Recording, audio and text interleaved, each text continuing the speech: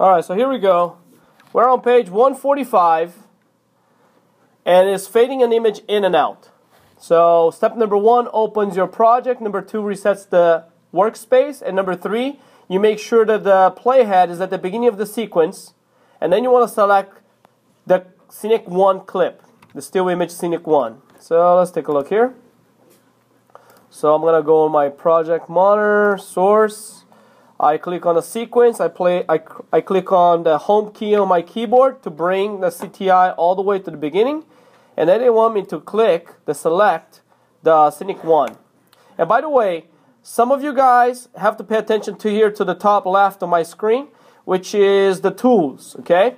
You should be doing all this with the selection tool. I've seen some of you guys using the rolling edit tool, the whatever, and all I can guess is probably that you clicked one of the shortcut keys activating the tool, okay? That's not what you want. You want to work on the selection tool always at this time. So anyway, so I have my Scenic 1 selected. On the following step here, on the timeline view button on FX control panel, I want to see the timeline. So FX control panel, I want to see the timeline, and I do see it right here. Okay, so this is Scenic 1. It starts in here. And I want to mute this track here, so when I play and it's not playing the sound. So anyways, and when I get to this point of my timeline, I start the pinwheel transition.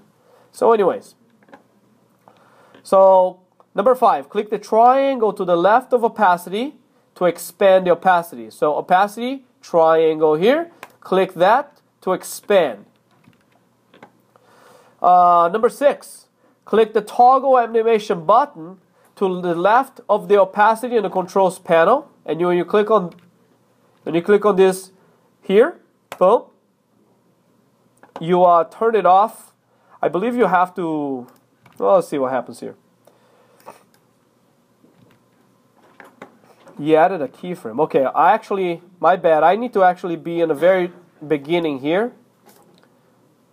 And did they say click to? Yes. I'm going back to English, but I just thought I'd let you know real quick. Alright, so here we go. So we click on the animation button to the left. And, okay, so it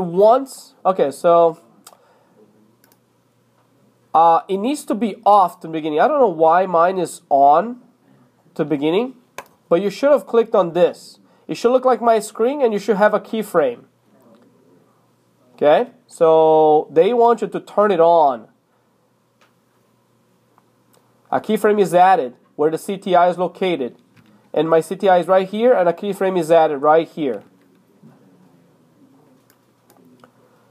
Keyframes do not become available until you activate them first with the toggle animation button. For some reason, mine was already activated, so I don't know what the deal is. Hopefully yours looks like mine now. This is what it's supposed to look like.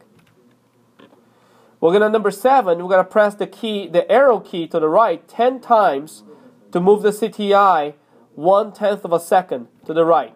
So on the screen here, with the FX controls, I'm going to use the right arrow. 1, 2, 3, 4, 5, 6, 7, 8, 9, 10.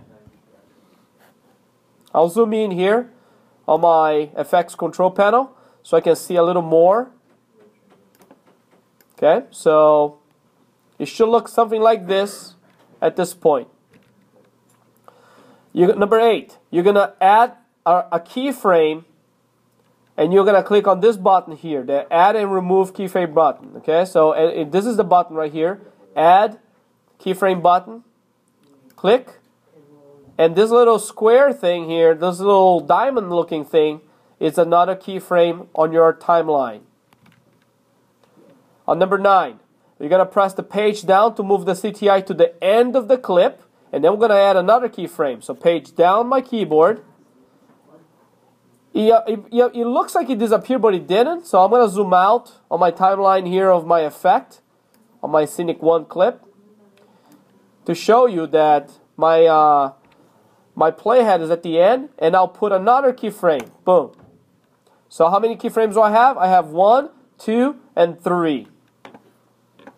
And now I'm going to, from the end of my clip, I'm going to press the left arrow key 10 times to move the CTI 1/10 of a second to the left. And we're going to add a fourth keyframe. So left arrow on the keyboard. 1, 2, 3, 4, 5, 6, 7, 8, 9, 10. And one more keyframe. Boom. We're going to move on to page 146. On page 146, at this point, if you read the instructions, it should say, hey, you should have 4 keyframes. How many do I have? 1, 2, 3, 4 keyframes on my timeline. Number 11, you're going to use this navigation keyframe button. Go to previous keyframe button until you go back to the first keyframe. Where's the first keyframe? At the very beginning of the clip.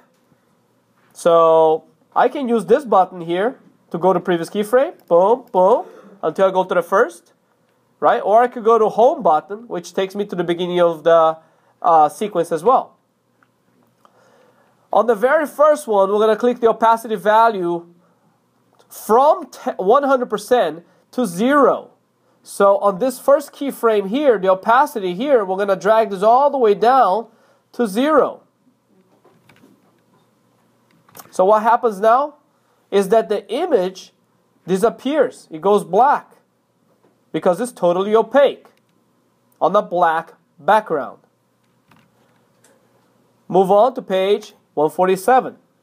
On page 147, number 13 here, step, we're going to click on the next keyframe button until we get to the last keyframe, and we also want to make it totally transparent. Lower the opacity all the way to 0% on the last keyframe. Boom, boom, boom. Last keyframe, lower opacity all the way to 0. Okay? Number 14, we're going to go back, return the playhead to the beginning of the timeline, and we're going to take a look at the preview on the program monitor. So, home key, play button, very fast transition. You see how it's kind of pretty fast. I'll do it again. Play. It fades in, and it fades out. It's kind of abrupt, okay? So, number 15. We're going to return the CTI to the beginning. We want to see this. Okay, number 15. Drag the second keyframe to the right to fade the image more slowly. So, do they tell you how much? Not really. So, I'm just going to click this keyframe here and drag it to the right a little bit so that I have a smoother transition. Let's take a look. Is this a little better? Yes.